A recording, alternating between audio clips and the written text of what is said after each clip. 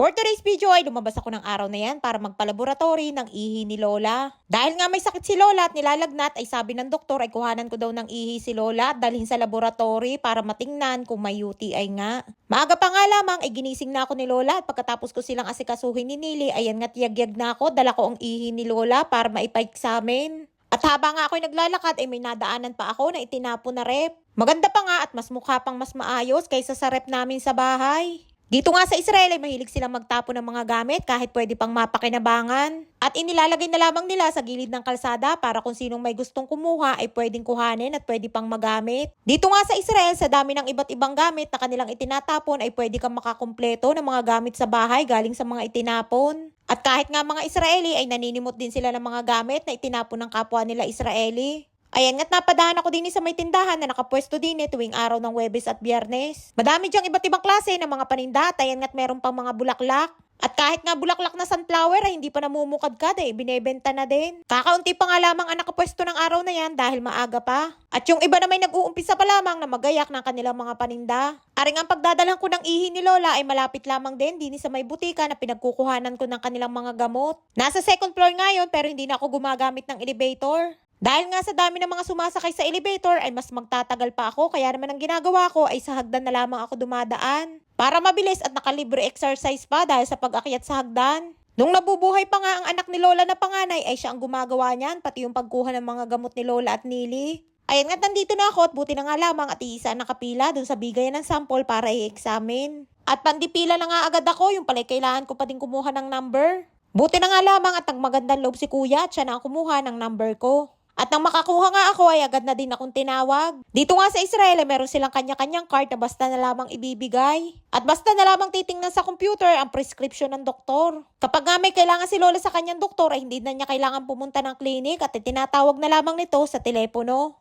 Ayan nga't pagkatapos tingnan sa computer ang card ni Lola ay binigyan ako ng sticker na may pangalan at number ng card ni Lola. Na kailangan kong idikit sa may bottle ng may sample ng ihi ni Lola. At pagkatapos dadalhin ko na din sa may maliit na bintana kung saan ay nilalagay ang lahat ng mga sample ng ihi. At pagkatapos ay iiwanan ko na nga lamang dyan at sila na ang bahala. Hindi naman yan magkakapalit-palit dahil may kanya-kanyang pangalan na yan.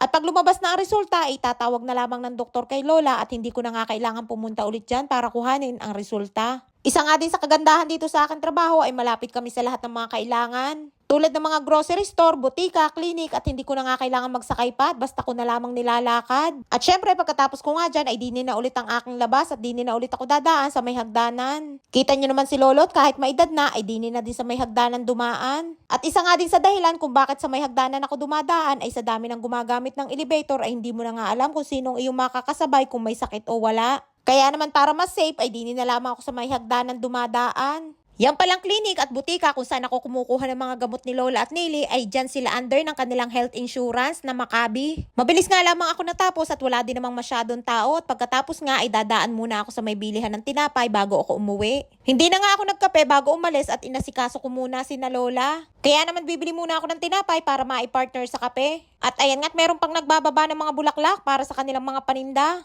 At andito na nga ako sa lagi kong binibilhan ng tinapay. At ayan nga ang aking bibilhin, meron niyang palaman na cheese na medyo matamis. At yung kanyang pagkatinapay ay parang croissant. Kumuha nga lamang ako ng 3 peraso, isa sa akin para kay Lola at para kay Nili. Bumili nga din ako ng 2 perasong begalak na paborito ni Lola. Ang dami nga ditong iba't ibang klase ng mga tinapay at halos lahat ay mukhang masasarap. 23 shekel ang aking pinagbayaran sa aking biniling tinapay o nasa 360 pesos sa pera natin sa Pinas. At yung aking ibinayad ay pera yan ni Lola basta sinasabi ko lamang kung magkano ang aking nakuha. Lahat ng pagkain ko ay kasama sa budget ni Lola. Pwera na lamang kapag may gusto ako katulad ng chicherya. Sariling pera ko na ang ibinibili ko noon. Ay, takabay. Yo. O, baka ba ay kasusa. Iya, o, di po di sa amin. O, kape tayo. Tagilin na kape tayo. Ano siya? Yo. Baka ba?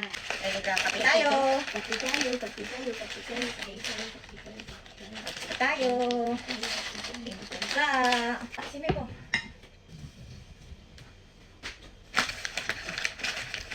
Ayan nga't pagdating ko ay nagkape kami ni Nili at kinain na namin yung binili kong tinapay. Masarap nga yung kapartner ng kape pero kung sa atin sa Pinas ay mas masarap na kapartner ay pandesal. pandesal na masarap isawsaw sa kape. Shoutout time! Shoutout po kay Rona Castillo. Happy birthday po sa'yo. Shoutout po kay M. Gina Cabrera ng Cyprus. Shoutout po kay M. Lisa ng Kuwait. Shoutout po kay John Louis Torno. Advance happy birthday po sa'yo. Shoutout po kay Mikay Panganiban Labonete ng Camarines Norte. Shoutout po kay Dailin Sierbo ng Negros Occidental. At shoutout po kay Angel Rain Aductante ng Lucena City, Quezon Province. Maraming pong salamat sa inyong suporta at laging panonood. Mag-iingat po kayo palagi.